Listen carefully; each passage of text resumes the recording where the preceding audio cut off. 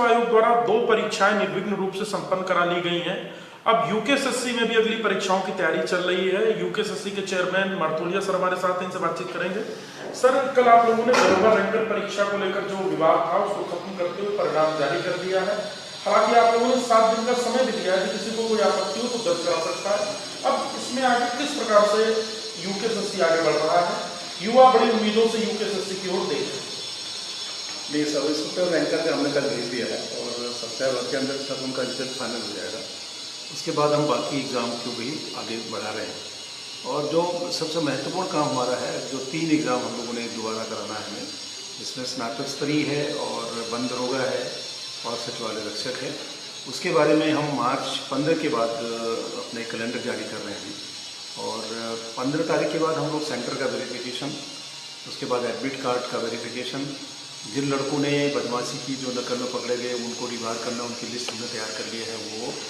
उसके बाद हम लोग मई फर्स्ट वीक में उम्मीद ये कर रहे हैं कि अप्रैल 2nd या 3rd वीक में कि हम सचिवालय रक्षक का एग्ज़ाम सबसे पहले कराएंगे। उसके बाद वन दरोगा, उस लास्ट में स्नातक स्तरीय एग्ज़ाम कराएंगे। और हमारी कोशिश है कि मई तक ये सारे एग्ज़ाम ख़त्म हो जाए हमारे।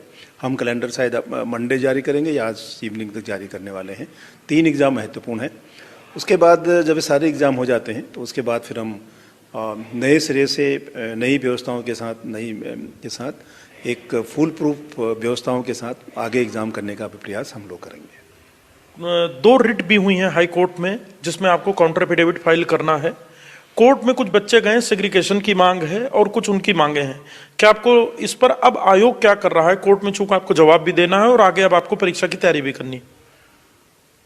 कोर्ट में स्नातक स्तरीय में और वन दरोगा वाले में लोग कोर्ट गए हैं कि उनका ये कहना है कि साहब जिन्होंने मेहनत किया है, जिन्होंने नकल नहीं की, उनका सेग्रीगेट किया जाए, उनको अलग करके, जिन्होंने बदमाश की, जो टेंटेड हैं, जिन्होंने बदमाशी की उनको अलग करके, जिन्होंने अपनी मेहनत से पास हुए हैं उनका परिणाम घोषित किया जाए। उसका काउंटर एफिडेविट हमको लगाना है। हम लोग बहुत जल्दी कोर्ट में लगाएंगे। उसके बाद जो भी आगे न्यायालय का निर्णय होगा उसके हिसाब से करेंगे। और दूसरा मेरा एक और चीज़ मैं बताऊं कि बाकी काफ़ी युवा जो है मैं देख रहा हूं कि कोर्ट जाने में, अभी हमारे एलटी में भी कुछ लोग कोर्ट गए हैं, जिसमें विशेषकर फिजिकल इंस्ट्रक्टरों के बारे में कोर्ट में गए हैं। उसमें एक जानकारी हमारे पास आई है, उसका भी हम वेरीफाई कर रहे हैं कि जो लोग पहले से वहाँ काम कर रहे हैं, जो गेस्ट लेक्चर के नाम से काम कर रहे हैं, उनकी कोशिश ये है कि रिजल्ट न निकले फिजिकल इंस्ट्रक्टर का, ताकि हमारी नौकरी बनी रहे। ऐसा भी प्रयास ऐसा हमारे संज्ञान में आया है। और अगर ऐसा कुछ प्रूफ होता है तो अगले वाले जब भी उसमें अदालतों में, माननीय कोर्ट में इस पर चर्चा होगी तो उस पर हम लोग ज़रूर चर्चा करेंगे। हमारी कोशिश होगी कि हम लोग समय से अपने एग्ज़ाम पूरी शुचिता के साथ, पूरी पारदर्शिता के साथ कराएं और जो यूथ का जो विश्वास एक टूटा था उसको हम लोग दोबारा बहाल करें और एक मेहनत वाले बच्चों के साथ अन्याय न हो, इसका पूरा प्रयास के साथ अपने एग्ज़ाम को कराने का प्रयास हम लोग करेंगे। सर, एलटी कला का भी बहुत समय से जो परीक्षा का परिणाम है उसका इंतजार है, युवा परेशान है।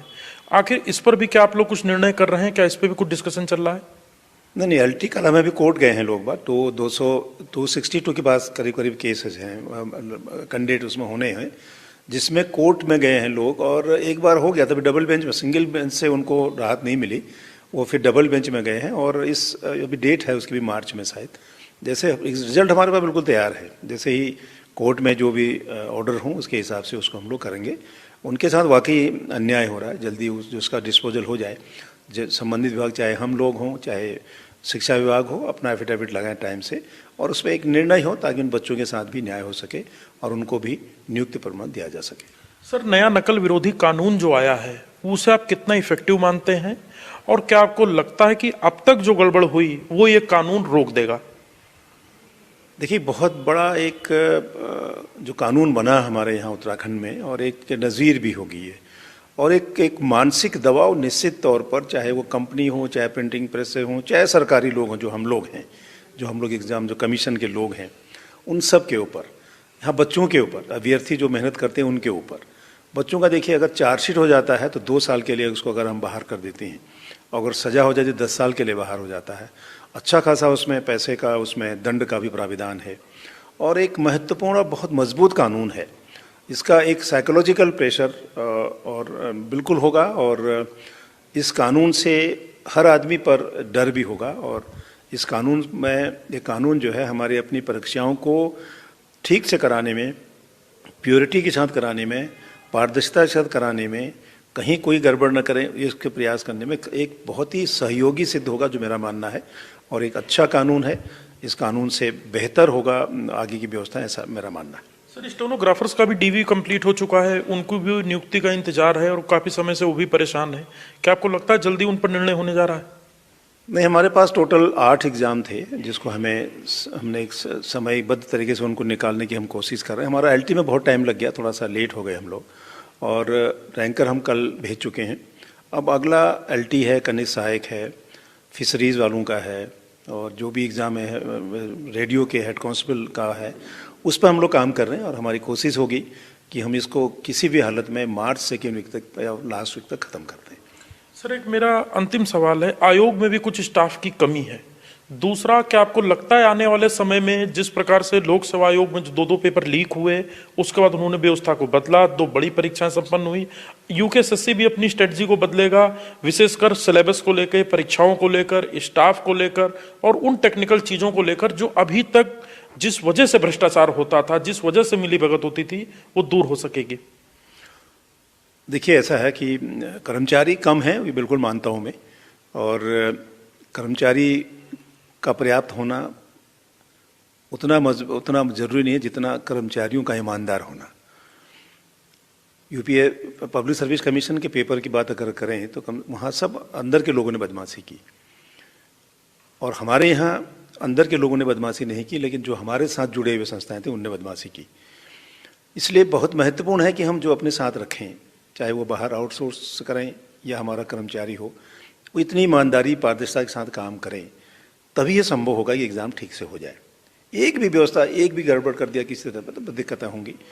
बिल्कुल हमारी कोशिश है कि बिल्कुल पारदर्शिता के साथ एग्ज़ाम हो, और जो बच्चे जितना मेहनत करें उसके हिसाब से उसको फल मिले।